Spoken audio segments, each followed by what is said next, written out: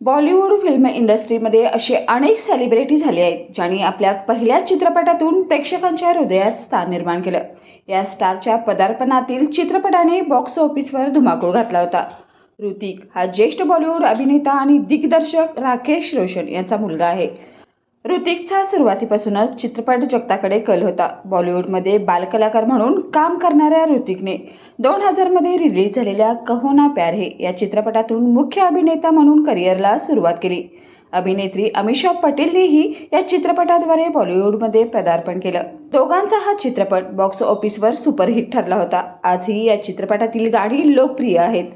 या चित्रपटाचे दिग्दर्शन ऋतिकचे वडील राकेश रोशन यांनी केलं होतं. पहिल्या चित्रपटापासून ऋतिक रातोरात स्टार झाला.